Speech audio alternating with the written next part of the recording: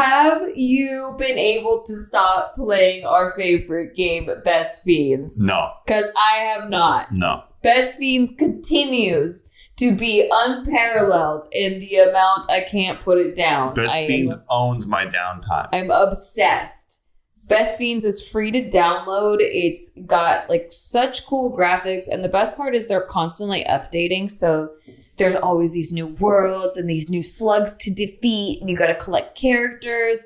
It is endless amounts of fun. They always have a ton of new puzzles going on. They always have new things going on. I swear, every time I open the thing up, there's just new stuff happening. And summer's coming up, so I know all the levels are going to change to a summer theme, which I always get very excited about. I hope there's watermelons. Ooh. Fruit stands. Yeah, so download the 5-star rated puzzle game Best Fiends free today on the App Store or Google Play. That's friends without the R, Best Fiends. Ladies, if you're looking for the perfect gift to give the men in your life, Manscaped has you covered. It's one of those hint, hint gifts. It's Father's Day, so that's coming up, and there's probably some dads in your life. You have the opportunity to give the best gifts of all, the brand new Lawnmower 4.0 body trimmer and ultra smooth package. Let them ditch the freaking scissors, man. I swear, I use Manscaped. This thing's great. The scissors was a horrible situation, and Manscaped has made me forget them completely. I definitely like the way you manscape, so I trust it. There's a couple different steps. You got a step 1 crop exfoliator. It's infused with ingredients that can soothe, clear, and keep the skin on and around your groin feeling refreshed.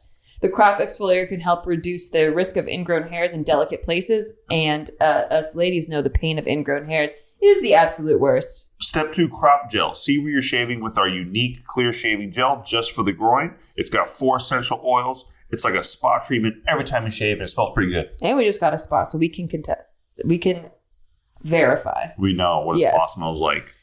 And then step 3, it's time to shave. So the crop shaver was designed for shaving the groin area with confidence. Yes, men, time to get hairs out of those hard to reach places. It's time to get up close and personal with the best tools for the job. So get 20% off plus free shipping with the code SDTY at manscaped.com. That's 20% off plus free shipping with the code SDTY at manscaped.com. It's dad bod season. Time to get smooth. That's MANSCAPED.com. Hello, welcome back to Shit They Don't Tell You. I'm Nikki Limo, and this is Who Are You Today? Ace. From my pool hall days. So, are you playing pool again, or? Online. You're playing pool online. That's what I said. Just wanted to make sure I heard that correctly. That's what I said. All right. I'm not going to delve any further into Guess that what one. my username is? I don't want to. Pool junkie? I didn't ask. I didn't ask. Okay. I didn't Sorry. ask. Anyway, we decided to take some more of your fabulous questions from podcast at nikki.limo. That's podcast at nikki.limo. And if you have a question, you could always feel free to send it. We tend Also. No. Oh, sorry. I'm not done. But if you're on a page. No, I'm not done. Yeah. I'm not done. True. I'm not done. I just wanted to. I'm not. Our first question is from a Patreon member, and if you're part of our Patreon, you get first dibs at the questions that we address here on the show. And if you'd like to join us, we're at patreon.com/sticky. That's patreon.com/STIKKI. Where we also have a we show have live called Crypto Corner. streams every And we have live month, streams every and we month. have Shit They Don't Tell You After Dark, which is a bonus episode of Shit They Don't Tell You, where we talk about intimate things that we're just now discovering about life. So, anything else? No, you can chill now. If that's possible. All right, Pool House Junkie. Junkie. Our first question is from Florian Fahrenberger. Like I said, a longtime patron. We love Florian. One of the OGs from when we first started 2 years ago. Yep. All right, so the title is Patreon question incoming. Hey, Cryptic Queen and Broken Icicle or something. You don't have to keep me anonymous. And since you mentioned that patrons don't make use of the answer questions first perk, I'm shooting for it. See, that's what I'm talking about. Oh. This is actually the first time this has been utilized in 2 years. That is wild. Yeah. Everyone just skips over that part, Yeah. huh? Hey, it's a perk. Yeah. Use it. How about that? Okay. I really love the vibes, big moods, and smiles that you carry into the world. Thank you so much for being awesome and entertaining us and making us smile constantly. And of course, for creating and nurturing. I heard a competitor. Please edit that out, Mark. What? He said big moods. Okay, that's not. He wasn't talking. That. Okay. And of course, for creating and nurturing such a positive and blossoming community. It really feels like this is an extended family, with Nikki being my cool little sister. Aw, that's awesome. I do actually feel that way about our Patreon. Oh, for sure. But what it feels about me? like a family. He called you an icicle. Now, question for my big brother. Here we go. Wait. No, sorry, I read that wrong. Now for my question. My big brother, maybe I should keep him anonymous. Maybe I should keep him anonymous. Let's call him Biggest Dickus. Has recently been going through a midlife crisis. He started losing his hair and is now constantly pretending to be knowledgeable about crypto and stuff, only so he can keep talking to the young folks who look up to him. Do you have any advice how I could put him in his place and get him to snap back to reality? I really worry about him, but I don't think he'd listen to me, and he doesn't believe a word definition I'm making up. But I know he really digs Nikki, so maybe you can set him straight. Yes, I did just spend my privilege question on a silly roast. See, Steve, I told you I would get you back. Love you guys. See you around, Florian. Hey, Florian, what you don't understand is that I have the most intimate and deep relationship with a member of my team. His name is Mark. He edits these videos. This will never see the light of day. So you're wrecked. You actually got wrecked. You're wrecked. This is edited out. It's Mark, cut. leave it in. So Mark's taking that out. That's what happens. See, I have fomented over many years on YouTube deep relationships, friendships with all these people that I work with. And so, yeah. So you're getting wrecked. He won't even know he's wrecked. Should we leave in the part about him being wrecked? Yeah, you can leave that part in. Okay. Yeah. So he knows he got wrecked. So Mark, leave that part in, I guess. Leave it all in. All right. Next question. A fun roast, by the way. Thank you, Florian, by the way. We love you. We've mentioned Florian a few times, especially during the alien episodes. Yeah. Because we know he's laughing his ass off. But he's not going to laugh his ass off next month. When we get that motherfucking disclosure, will you, Florian? I can't wait for you to eat it. You're going to eat it in front of me, Florian. I'm going to watch you. Can't wait to watch you cry in German. Yep. However they do it. Yeah. I think that's just a resting face over there. All right. Next question. Help. What most married people simply joke about is actually happening to me. Oh my gosh. This is what I call a hook. That's really good. I don't know what's coming next. Okay. Hi, Nikki. What's up, Iceman? Compliments first. Love the show. I really relate to you guys. Being 31 myself, I've seen the world in a lot of the same ways as you two have. Hearing the advice you give to others, as well as educating every one of your listeners on shit we don't know, is awesome and inspiring. Shit They Don't Tell You is one of the only podcasts I can continuously listen to and enjoy every episode. Oh my God, we love you so much. Thank you so much. You're such a little pee-pee. You're pee-pee. You little pee-pee. Oh, the baby. Oh, the baby. Born what, 91? Wait, I don't want to do this joke because that means that I'm much older than 31 or something. Well, that was the joke. Oh, man. All right. Well, thank you for the compliments. Also, before I get to my issue, Steve, some of my favorite episodes have been when you do a deep dive into the careers of such actors as Nicolas Cage and Adam Sandler. I'd love to hear more. Maybe Mike Myers? You got it. I got a Brendan Fraser one coming your way. I got a Mike Myers one coming your way. I got you. I 100% got you. I'm maybe going to do John Malkovich. We'll see. Teasers, everybody. Not to leave you out, Nikki, I really appreciate your knowledge on finances and productivity, as well as your sense of humor and just being a good person. You really helped me grow as a person myself. Aw. But we've all heard enough of that, sweet. haven't we? I hear you. Well, I enjoyed it. I enjoyed that paragraph. Okay. To my issue, sorry if this email is long. I've been debating on whether or not to write this because it's kind of embarrassing and I don't know if talking about it will solve anything. There's a cliche joke about sex stopping once you get married. Turns out to be totally true for me. My wife and I have been married for almost 8 years, and as of now, we have not had sex in over a year. Oh my God. 8 years? Okay, so over a year, that was the 7-year itch mark. Ooh, okay. This is not the first time there has been a long drought. When we first got together, I feel like we had a healthy sex life. Since we've been married, there's been a steady decline. A few months in, my wife expressed that she wasn't interested in any oral sex, on me mainly. Oh, on you. Oh, fuck. And our sex became very basic and unadventurous. It was the same routine just about every time until it just stopped for a while. Neither of us really had any libido. Part of this had to do with life changes. We moved cities and changed jobs, to which neither worked out. We moved again and life got a lot better. My libido returned, but hers didn't seem to. We decided to have kids, which made having sex happen more often and was interesting again. That quickly went away once she got pregnant with our first child and didn't return until we decided to have another child. Since having our daughter, we've had sex twice. Our daughter will be 3 years old in June. Oh, my lordy lords. Not to make... This I'm sorry. is juicy. Wow, that's crazy.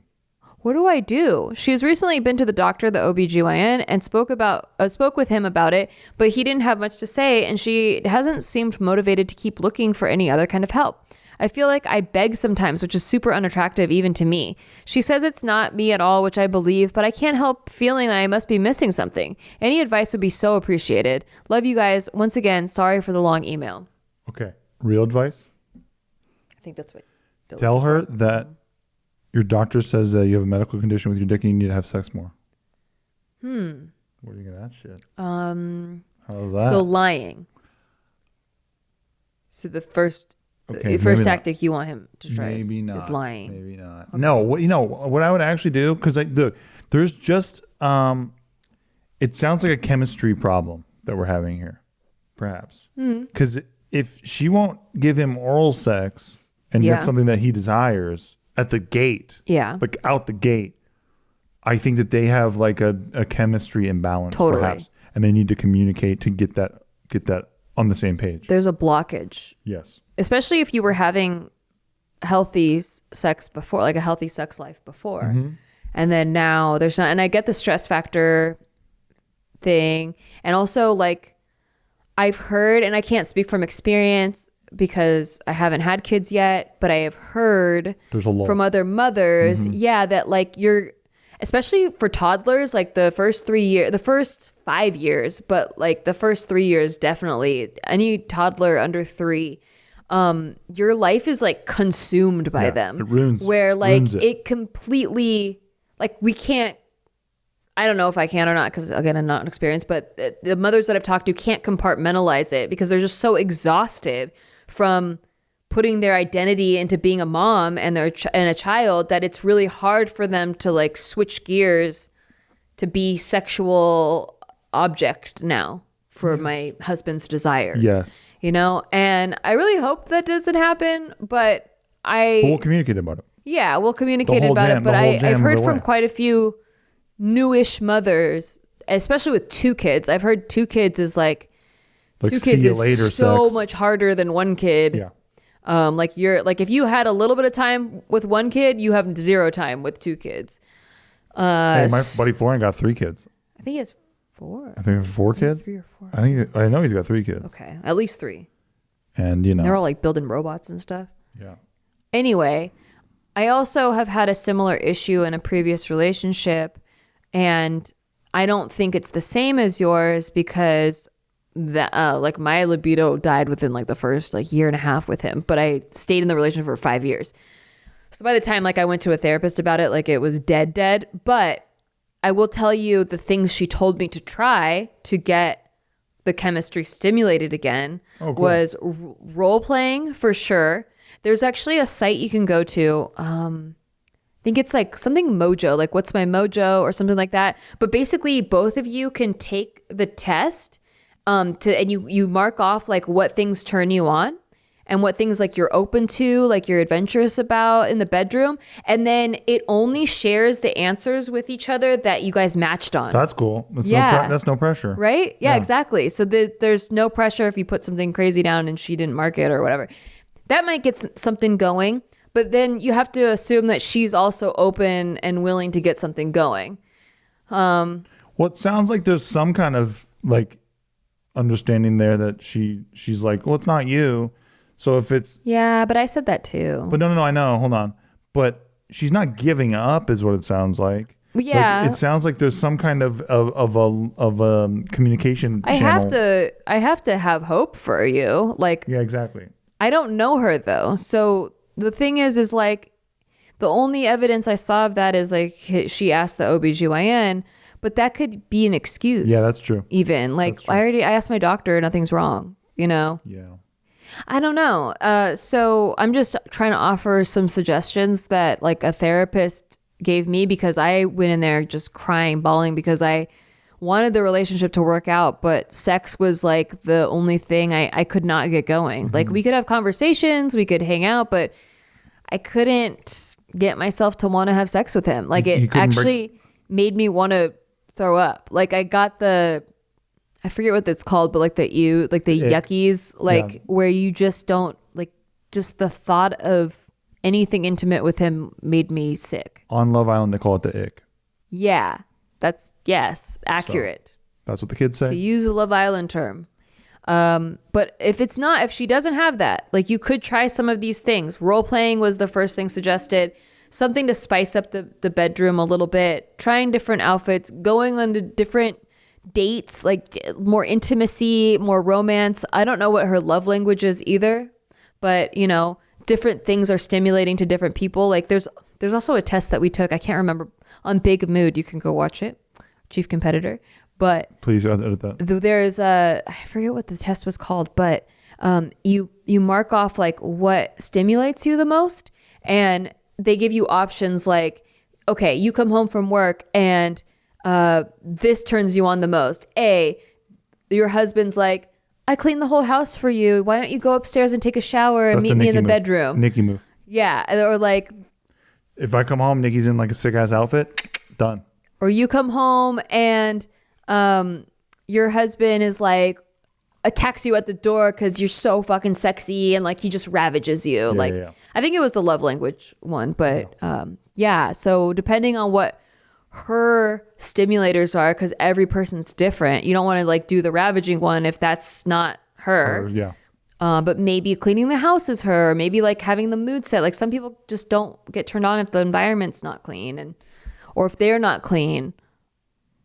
That's big. Yeah. Cleanliness is big too. Yeah, or if there's still stuff to do, so like they have stress in their mind. Hey, my man, too. Another thing, and I don't know if this is about you per se, but I find if you want your chick to keep blowing you, if you're the cleanest motherfucker ever, where they never even have to dread it, like you're giving yourself the best hope of them wanting to stay doing that. Yeah. If you're not like, it's not rough. That's true. You have the cleanest dick I've ever laid my mouth upon. By design. And it's because, and even at times where like, there's a moment maybe where we're it's like out of nowhere, looks like we're going to fuck. I'll still go wash myself a little bit, only because I know that every time that we do this, if I'm clean for you, it all stacks up over the years, and you're not going to ever dread it, even in the slightest sense. It's never associated with something exactly unpleasant. Yes. And because I'm psychologically priming you and training you, that's why I've done that. I see. Yeah. You're training me. Yes. I see. Psychologically You're training. You're grooming me. I am. Uh-huh. Mm-hmm. I see. To be the perfect little wifey wife. Uh-huh. Yeah. So are you doing it right now? I'm not. I'm letting the game go. All right. Well, I hope that helps. I'm sorry that's happening to you. I mean, open up, though. The only answer to this problem is opening up about it. Yeah. And not passing each other like two ships in the night and not talking about it. Open the fuck up about it. Say what you want. Say everything that you want. All the little fantasies, all those things. Like maybe start with that website Nikki said, but like, get a little wine in you and see where you guys can go, like as far as opening up about this whole thing. Yeah. Sometimes it's stimulating conversation too. That's for me and Nikki for sure. So yeah, I mean, but I also don't want to tell him to do something that's going to put pressure, because sometimes like too much pressure turns me the other way too, true. So like it's touchy. Bring it up lightly, kind of playfully, like, hey, like we could try this thing. I don't know if it works, but some people have had like, success hey, with look, it. I got this plastic mouth through the mail. You want to try using it on me? You don't have to use yours. See? No. Get a little lube on that. All right. Well, good luck out there. I'm sorry about that. Good luck. We appreciate you listening to the show, and please check in with us, but only if it's a positive and happy we don't story. want our day ruined. Don't check in with us. If it's a happy story, please check negative. in with us. All right. Next. Just kidding. Teen parents are now adults and are hanging on by a thread. You guys are good at their headlines today. Getting way good at thumbnails now. Hi, Nikki and Steve. I love pretty much every single platform of yours, and I feel like you guys are parents I never had sometimes with all of your insight and shit they don't tell you. Anyways, if I somehow make the show, please keep me anonymous. This will be a long one. Oh my God, we love you. Thank We you. love you. Thank you. Okay. I met my boyfriend when I was 15. We met before then, but only briefly, and he was 18. I know that sounds bad, but I've always only dated guys his age, seniors when I was a freshman or older, and my entire friend group was his age. I moved out at age 14 due to my parents' divorce. My mom left and my dad was abusive, so I had no guidance and was couch hopping until my mom offered to stay with her 3 hours from where I grew up in the middle of nowhere just for her to kick me out. I was working at Subway and the local inn, as well as going to school. I was in a really dark place when I started talking to my boyfriend. I had a quote unquote plan and all that, just very emo teenager with no support. So naturally, I leaned on him. After talking a few months, he drove all the way to come get me and took me back to his place. We stayed as roommates and then obviously started dating. We lived together from the day we met in person until today, with 2 short breaks in between. After 9 months, I was 16 years old and I found out we were pregnant. I was actually headed into foster care for refusing to go back to my mom's when I found out, and agreed to stay at my dad's to stay out of the system and also stay with my boyfriend, who was the only support I ever knew. Holy shit. Dang. The moment I wasn't sick with morning sickness, I was working 60-hour weeks at a company I'm still working for and doing my GED as soon as I got off work. My boyfriend worked just as much, and we got our first real apartment and family vehicle just in time for our daughter to be born. After all of that, I found out he'd been cheating on me the entire duration of our relationship with his ex-girlfriend. No. Wow. It obviously destroyed me. I don't even remember the first half of my daughter's infant years because of the amount of stress that I was going under. He was still 19, and every time we would fight, he would go out and bang someone. He would go out and bang some chick, and I was left home with the baby 24/7, no breaks. He was a good dad, paid the bills, but emotionally just horrible towards me. When our daughter was 9 months old, we split for 6 months, and we got back together, and he's been 100% loyal and honestly a changed man ever since. When our daughter was 4, we tried and got pregnant with our son. I was 21 and my boyfriend was 24 when he was born. He did so much this time around. I've had a lot of much needed breaks and me time, and he's a great dad and has started to pick up on housework so that I can kind of find myself again. So that leads into now. I'm 23 and began dabbling in sugaring, being a sugar baby. Wow. What? Okay. This took a turn. Obviously, with my boyfriend's feelings in mind, he was okay with it and was even excited to help take pictures of me and was very supportive at first. For the last 7 or so months since I've started, he started to accuse me of cheating almost weekly. I instantly stopped sugaring because it only started to happen since I started doing that, and I've assured him I would never cheat because it's just not who I am. He started to make up entire scenarios of random males on my Facebook just when they like a few of my posts that have nothing to do with sexual content. Like I'm talking timelines as of when and where and all, when I've not even spoken to these guys, and if I have, it was only friendly and in passing. It honestly just pushed me away because the same cycle, him giving me silent treatment, him finally telling me what's wrong by blowing up a completely made up situation, him apologizing, it's honestly made me wonder if my path is aligning with his in a weird way, or if my path is aligning with his anymore in a weird way. It's made me despise things he does more than ever because I feel like so attacked and I never get closure on any one of these stupid fights. I also know that sometimes people accuse their partners of cheating when they're cheating, and I didn't think he did, but it's obviously not off the table because it's happened in secret before. Also, a coworker of his commented on his Facebook posts of us cheater, and then he hid the message from her to him saying, then why did you show your dick to me at my apartment? But he plays it off as she's crazy and weird. What the fuck? Oh How many gosh, warning no. signs you need, girl? I'm getting to, we're 23 and 26 now, together going on 8 years, and I wonder if I've wasted my young years not finding who I am and what I want out of a relationship, and if I've just settled because of my childhood traumas, or if this is really the love of my life I'll grow old with, because I do want that as well. I just wish I had a clear answer. If you read all this, thank you. You are a boss. I love you guys again. We did. First of all, that was very interesting. That was very long, but very interesting. Very interesting. Worth it. Very worth it. Sugaring, huh? That was a hell of a turn. Would never have bet even money on that. Same. I thought it was about waxing.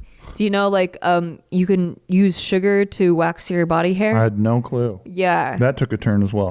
Thank you for that. Wow. But they call it sugaring. Well, no kidding. Well, that's what I thought you were doing, and I was like, oh, that's good. He was supportive, because why? Like, why that's wouldn't boomer he be? level. Don't be a boomer, please. But the thing that gets me is, I feel like I wasted my younger years. I'm 23 now. You're like, you're all old and wrinkly. You're fine. 23, you're just getting started, I my realize girl. that we're like your grandparents. Yeah. But please. My woman, okay? You are just you're a fetus. You are just getting your adult life started. This is get rid of this guy. Yeah. They're done. Like He's just done. break it off. You will. If you don't now, you will later. You will thank me Yes. later because Yes. this is the start of your life. Look, there's no trust because he doesn't trust you because he doesn't trust him because he knows he's shitty. That's all. Yeah, and plus, like, you were 15 when you met. You were a baby, like a literal baby. Your brain has 10 more years to develop when you're 15. You haven't even reached full development now at 23. So you still are going to go through changes. And if you get to full development and you look back and you had stayed with this guy, oh my God, you're going to regret that because this was your first love, but this ain't it. Let him go be a good dad at his own fucking time, okay? And I realize he's the baby daddy. Treat him with respect. I'm not saying disrespect him. No. But call a spade a spade. And don't shit on him to your kid and be like, well, your dad couldn't do that and all this shit. That fucks with their confidence. Yeah. Don't do that. Yeah. I'm just talking about, it's time to cut bait on this guy. Yes.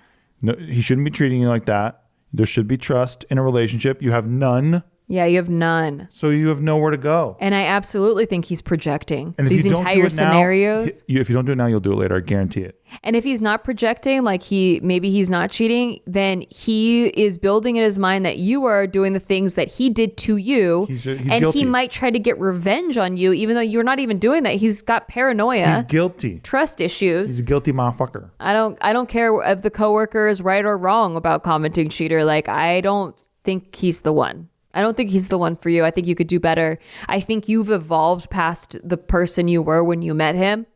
And you're just, you're still in love with the idea of him, but not him. He's your kid's dad and all that shit. Yeah, exactly. You're always going to have that attachment. And I mean, that's never going to change. So this guy is not out of your life, but I don't think that it's a healthy relationship. And I can say that with, I think, complete confidence. Yeah, I agree. So you haven't even hit your prime yet. You didn't waste your younger years. You were a child, a literal child. It's funny too, because we're not experts by any measure, but I feel like this one's like some things are just so a blindfolded, like hook shot. Yeah, and only because you asked for a clear path. By the way, we are not experts at anything. No. I forgot to give the disclaimer. Just crypto, only crypto. But if you come to us asking for an opinion, we are going to give it to you from the best of our knowledge. And this is something that's harder to see from the inside, and I can get that, but from the outside, it's so crystal clear. Yeah, and your mind will be blown listening to this again, even like 5 years from now. Listen in 5 years. Yeah, I promise you. Whether you stayed with him or not, we were right. And you'll thank us so much harder than if you left. So please do that. Thank you. Or you'll have regrets. Mark, let's warm up that breakup button, dude. Let's hit it. Breakup. Oh, it's been a while since we heard that. I love that button. And on that, can you warm up the time for a break button too? There isn't one. We don't have that. Break we don't have that kind break of technology. Up the show into 2 pieces. We don't have that kind of break up to. We're on a break. We're on a break. What are you doing? You're fucking us. At least someone's getting fucked, you know? We'll be right back. Not that first guy. Have you been able to stop playing our favorite game, Best Fiends? No. Because I have not. No. Best Fiends continues to be unparalleled in the amount I can't put it down. Best Fiends owns my downtime. I'm obsessed. Best Fiends is free to download. It's got like such cool graphics, and the best part is they're constantly updating, so there's always these new worlds and these new slugs to defeat, and you got to collect characters. It is endless amounts of fun. Listen, they always have a ton of new puzzles going on. They always have new things going on. I swear, every time I open the thing up, there's just new stuff happening. And summer's coming up, so I know all the levels are going to change to a summer theme, which I always get very excited about. I hope there's watermelons. Ooh. Fruit stands. Yeah, so download the 5-star rated puzzle game Best Fiends free today on the App Store or Google Play. That's friends without the R, Best Fiends. Ladies, if you're looking for the perfect gift to give the men in your life, Manscaped has you covered. It's one of those hint gifts. It's Father's Day, so that's coming up, and there's probably some dads in your life. You have the opportunity to give the best gifts of all, the brand new Lawnmower 4.0 body trimmer and ultra smooth package. Let them ditch the freaking scissors, man. I swear, I use Manscaped. This thing's great. The scissors was a horrible situation, and Manscaped has made me forget them completely. I definitely like the way you manscape, so I trust it. Well, you should, because it's literally a Manscaped. Yeah, I think I'll give my dad this gift. You should. So that he could have such a nice manscaped area. Well, see, I'm excited because I have the 3.0, so I'm getting the 4.0. I just wanted you to think about my dad's manscaped area. Oh, I just did. Yeah, I visualized all of it. Exactly. Thank you. There's a couple different steps. You got a step 1 crop exfoliator. It's infused with ingredients that can soothe, clear, and keep the skin on and around your groin feeling refreshed. The crop exfoliator can help reduce the risk of ingrown hairs in delicate places. And us ladies know the pain of ingrown hairs is the absolute worst. Dude, it has 7,000 RPMs. All right. Now, I know what you're thinking. You're like, wait, do I want that near my stuff? Yeah, you do, actually. Step 2, crop gel. See where you're shaving with our unique clear shaving gel just for the groin. It's got 4 essential oils. It's like a spa treatment every time you shave, and it smells pretty good. And we just got a spa, so we can contest. We can verify. We know what a spa smells like.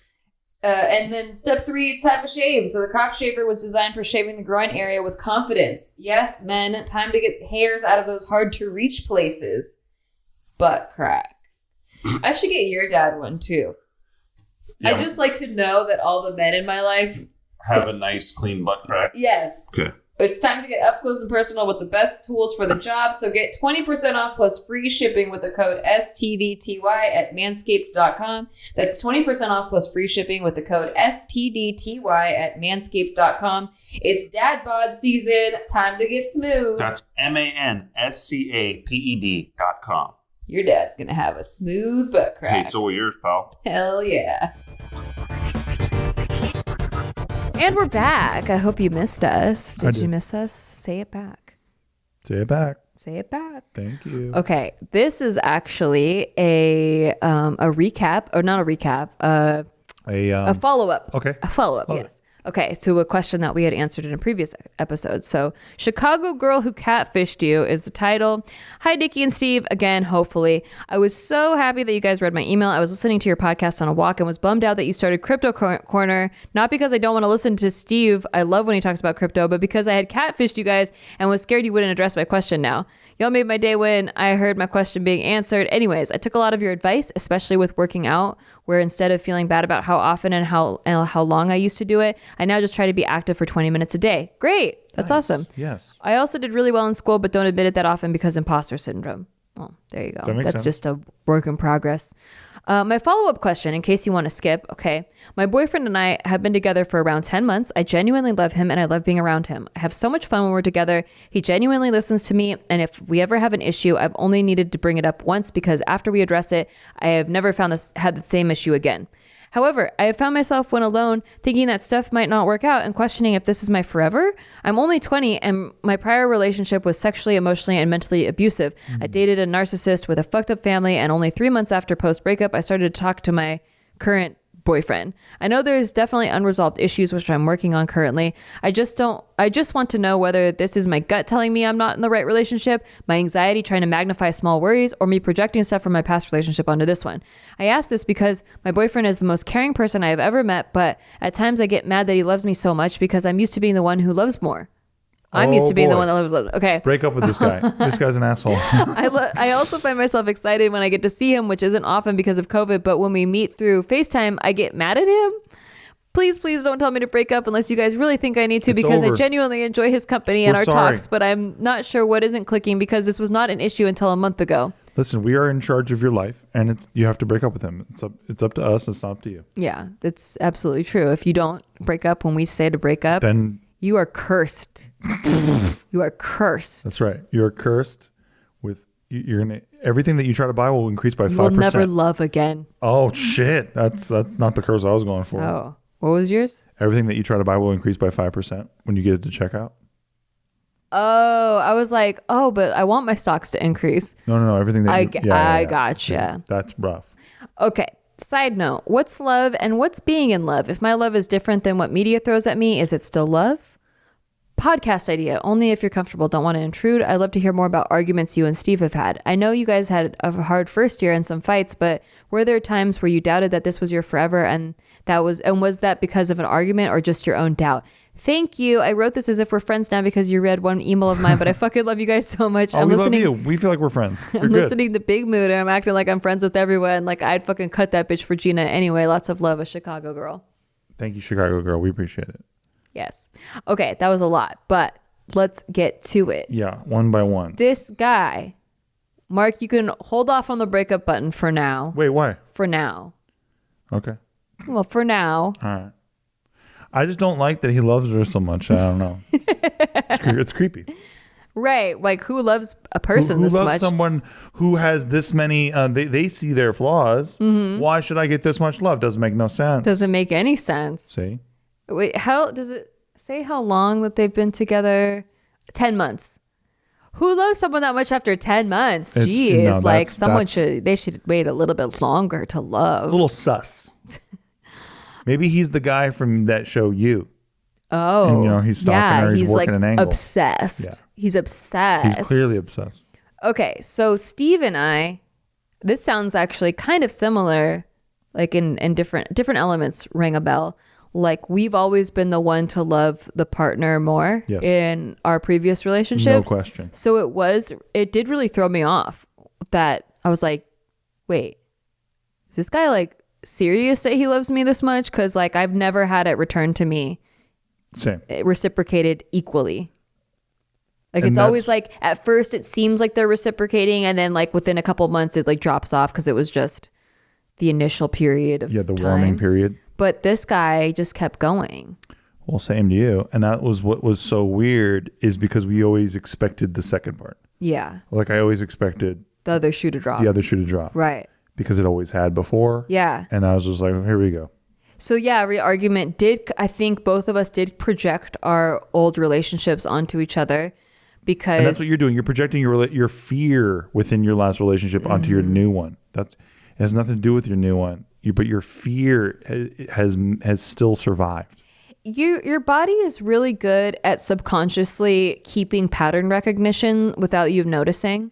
So if you were in a mentally, emotionally, physically abusive relationship, maybe in your head, logically, when you're looking at your new partner, you're not like, well, you're like, oh, well, obviously that's not my old partner. But your body remembers subconsciously pattern recognition. So you might be getting triggered by something your new partner's doing that maybe your old partner did to manipulate you, but your new partner is not doing to manipulate you. And it brings it up and you don't even know why you just got mad. And you're on the defense. Yeah. Because you're ready to go.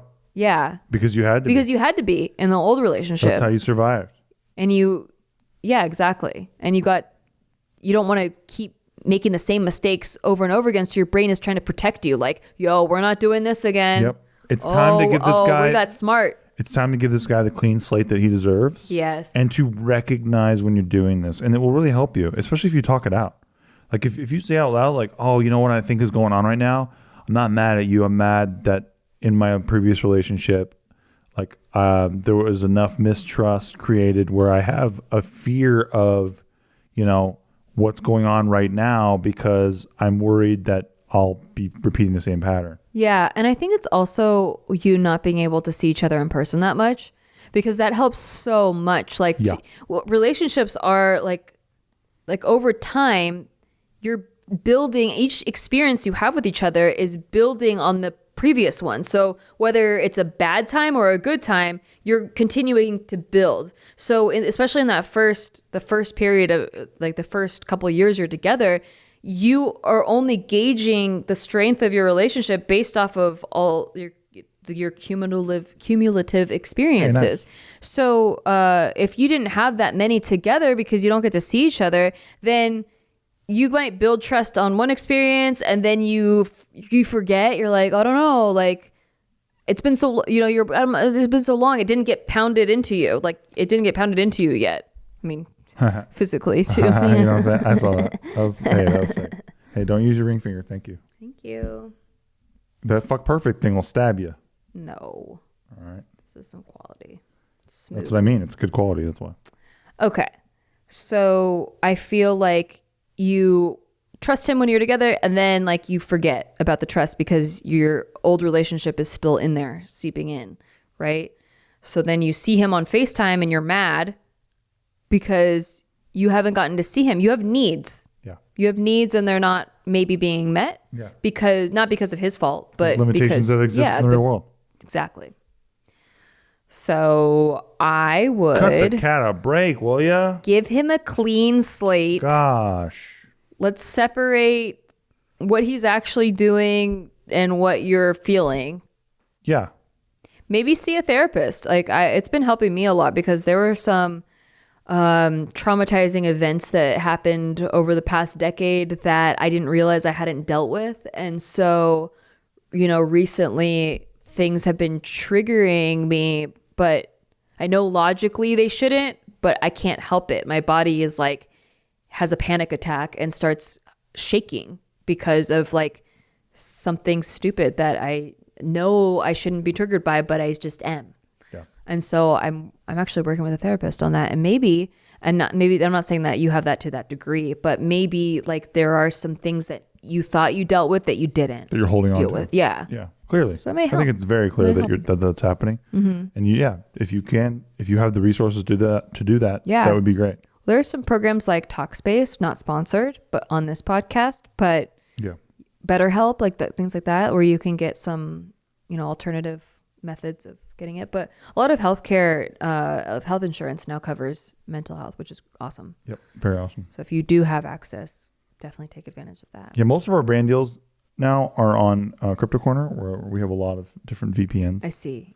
Yeah. A lot of different VPNs. Got it. So patreon.com/sticky, STIKKI. Yeah. What is love and what's being in love? If my love is different than what the media throws at me, is it still love? I think that puts too much pressure on you to like have a one definition, decide what love is. No. Love, I think it's ineffable. You know what? When you're there. Ineffable.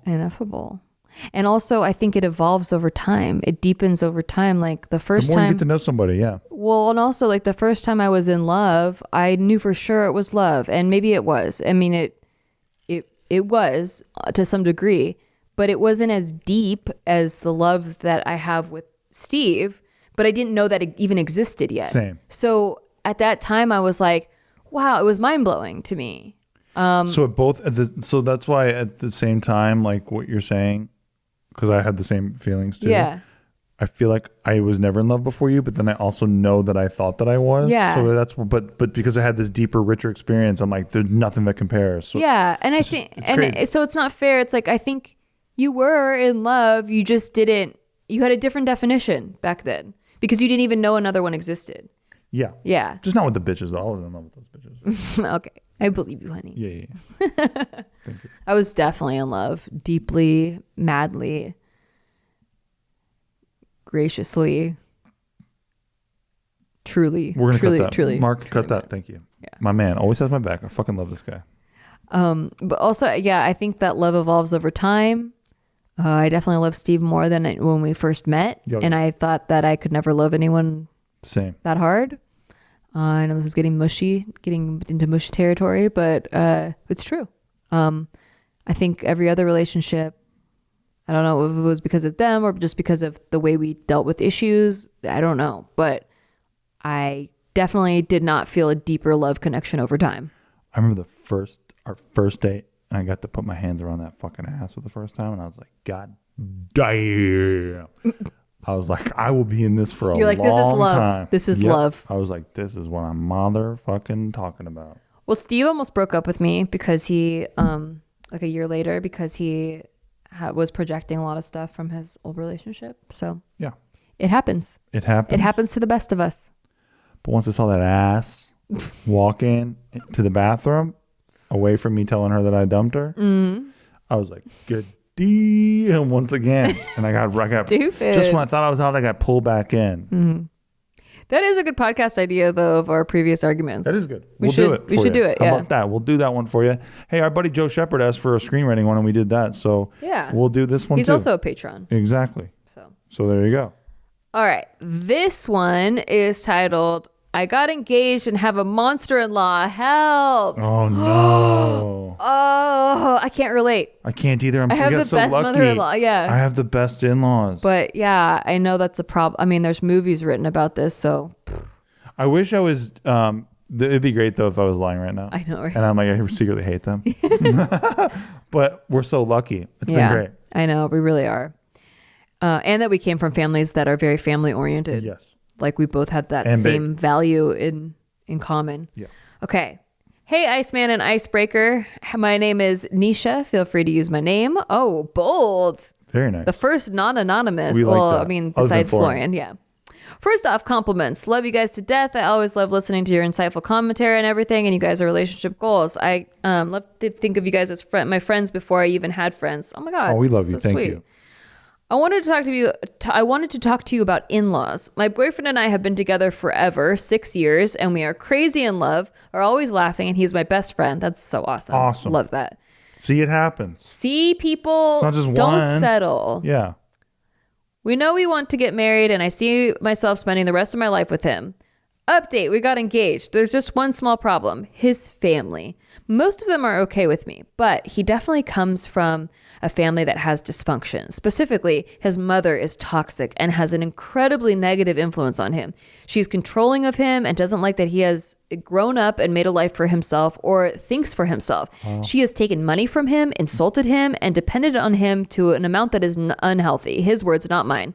Unfortunately, she equates him distancing himself from her as my fault. She blames me for him growing up and leaving and views me as the demon on his shoulder, coaching him away from his family.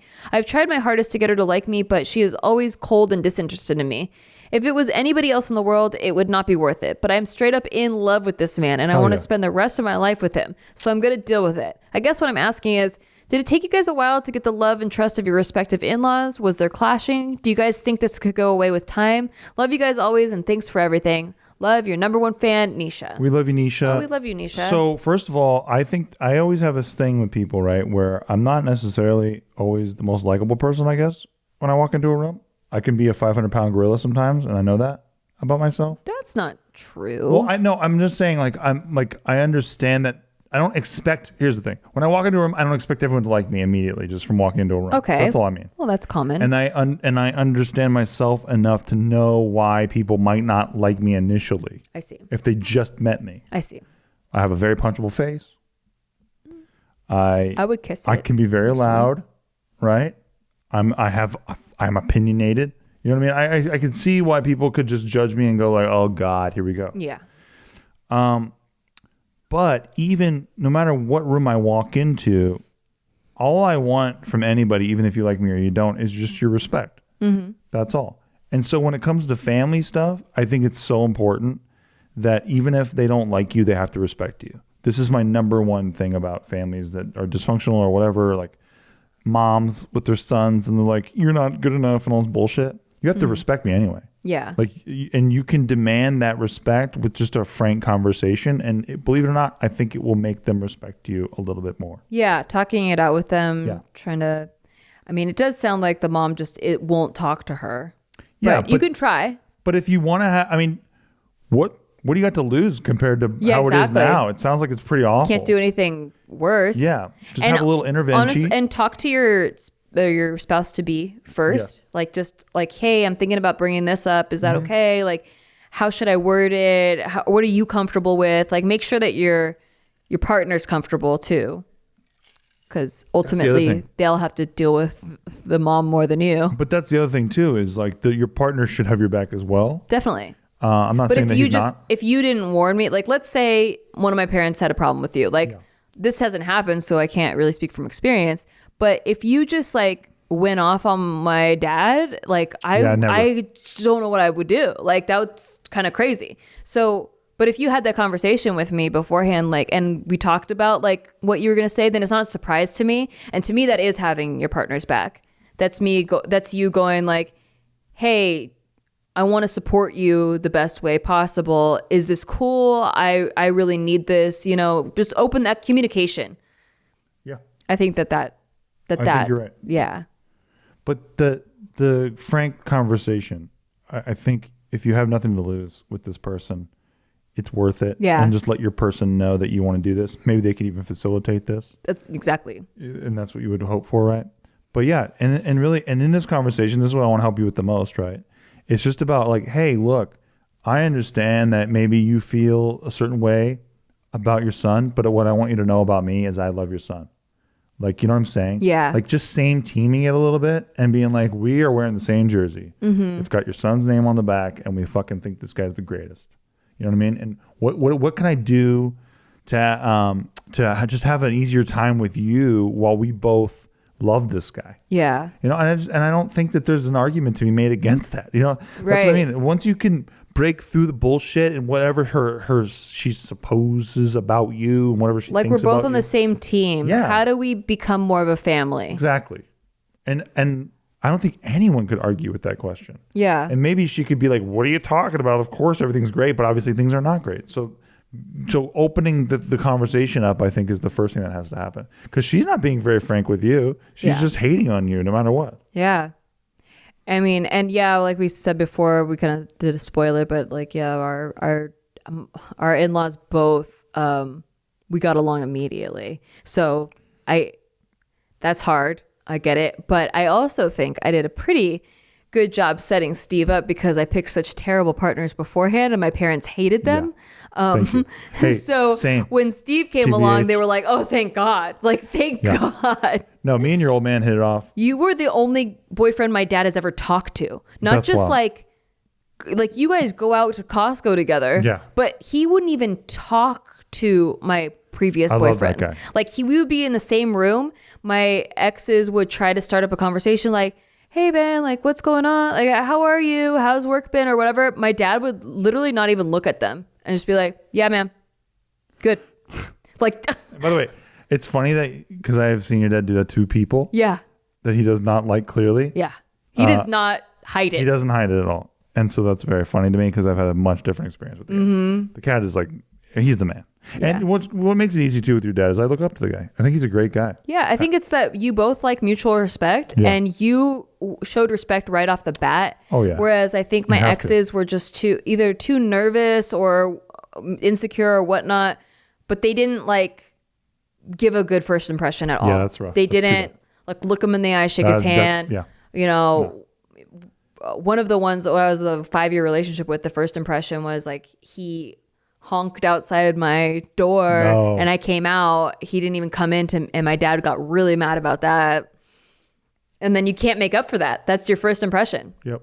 Can't make up for it. My dad used to do that to pick me up from my girlfriend's house when I was like 16 years old. He used to piss me the fuck off.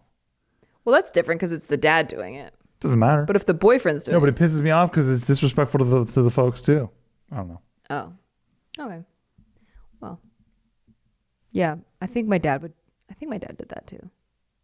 Yeah. Yeah, I think it's because they just kind of working. They like, don't. Fuck this. Yeah, and they don't want to get attached to like a family. They don't have to get attached to. That's true. You don't think of it like that ever. Yeah, like my dumb kid's in love. Thinks he's in love. That's very true. Like we'll never see these people again. Yeah. And they're right. They're right about that. Yeah. But yeah, no. Hey, I hope please let us know how this goes. I wish you the best. And this applies to anything in your life, folks. Like I'm not just talking about like we're talking about friendships, like business, anything where people are not giving you respect. You don't have to like me, but you do have to respect me. That is my mantra. Like I really believe in that because. But respect can't be demanded either. It has to be earned. So, and I think that the only thing you can do to earn it is to just hit things on the head, like be assertive, like communicate issues, just always be straightforward like that. So there's no sort of like backstabbing, like scheming or whatever. Like they start to build trust with you because you are always so straightforward, and you can use that. Like, hey, I've always been really straightforward with you. Yes. You know, and if they still have a problem with you, that's on them, you know, but at least you are doing everything in your power to be respectful.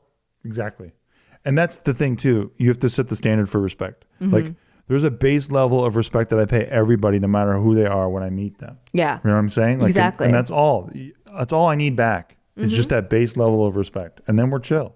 Even if you don't like me. Exactly. There's so many people that I don't necessarily like, but I still respect them. Yeah. Yeah. So there's that. On that note, I think that's our last question for the episode. I hope that helped you guys out there. We had some longer questions today, but I felt like they were helpful and they were interesting. They were like really juicy. Really juicy. Really well. Good writing this week, guys. Really proud of you guys. Yeah. On that. Good roast, Florian. Very nice roast, Florian. I appreciate that very much. And I promise you I won't be thinking about it for the next 30 hours. And I won't be plotting my way to get revenge on you. And find your fucking Lucky Charms before you do. Such a German stereotype. You know what they do? Yeah, all those Germans with their Lucky Charms. Find me Lucky Charms. Oh, nailed it. See? If you guys, by the way, you don't have to just submit questions to podcast@nikki.limo. You can have impression requests. We will do them. We can do a lot of impressions. do it. Between the two of us. Happy to do it. We kill it. We crush it. We can't wait. We haven't even been able to display our skills. Nikki can do a great impression. She's never admitted this, but she can do the Hawaiian punch guy. Go. Hey! It's so good. I don't know how she does it, dude. It's so fucking good. I just try not to. You have to watch the show. Try not to brag. Look, if you're listening to that, maybe it doesn't sound like it, but you have to see the show to see. It's kind of spot fucking on, and she's been nailing this thing since we got together.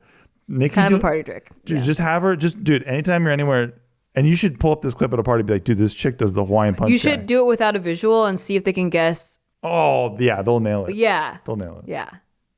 Anyway, we love you guys. Thanks for writing in. If you have a question, podcast@nikki.limo. We check them like every 5 months, Just kidding. These are actually pretty recent. So very recent. Yay. And that's it. Okay. So we're done. We'll see you guys next time. We love you. Hey, share the show with a friend. Helps a lot. Do it. We appreciate all of you guys. And if you rate us 5 stars on Google, that helps more than you even know. Whoa. I At least make it a Patreon standard. See you next time. Bye.